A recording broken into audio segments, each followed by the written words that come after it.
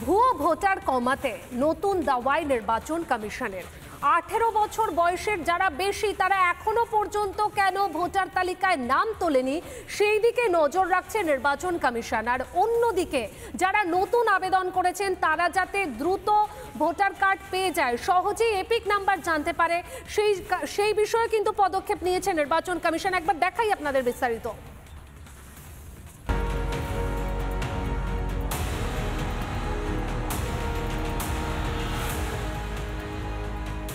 SIR এখনো চালু হয়নি রাজ্যে, তবে তার আগেই ভোটার তালিকায় একাধিক গড়মিলের খোঁজ মিলেছে।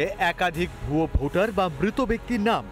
এবার তাই ভুয়ো ভোটার অনুপ্রবেশকারীদের পোল খুলতে নতুন ব্যবস্থা নিতে চলেছে নির্বাচন কমিশন। শুরু হচ্ছে বিশেষ নজরদারি ব্যবস্থা। লক্ষ্য করা যাচ্ছে যে বিভিন্ন জেলায় যারা ষাটোর্ধ্ব ব্যক্তিরা রয়েছেন তাদের নাম তোলা হচ্ছে ভোটার তালিকায় নতুন করে। এখান থেকেই সন্দেহ প্রকাশ করছে নির্বাচন কমিশন। প্রশ্ন করছে নির্বাচন কমিশন, যদি 18 বছর বয়স থেকেই তো ভোটাধিকার থাকে তাহলে এখনো পর্যন্ত কেন ভোটার তালিকায় নাম নেই? যে ব্যক্তিদের ভোটার তালিকায় নাম নেই তাদের পরিচিত ব্যক্তি, আত্মীয় স্বজন, বাবা মা তাদের নাম ভোটার তালিকায় রয়েছে কিনা এমনটাই দেখার এবং চেক করার নির্দেশ দেওয়া হলো বিএলও, ইআরও এবং জেলা শাসকদের।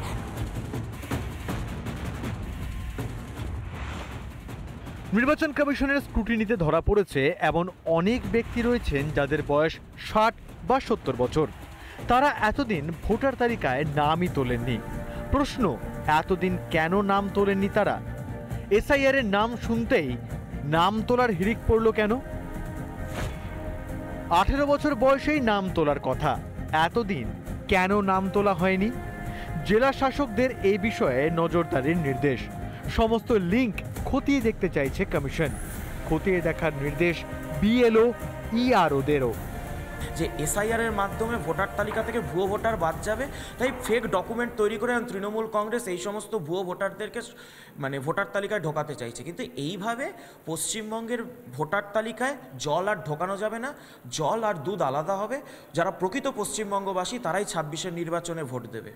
এই জনবিন্যাসটা কিন্তু পশ্চিমবঙ্গকে পাকাপাকিভাবে ভবিষ্যতেও আমাদের একটা অন্যরকম ডেমোগ্রাফিক্যাল চেঞ্জের দিকে নিয়ে যাচ্ছে।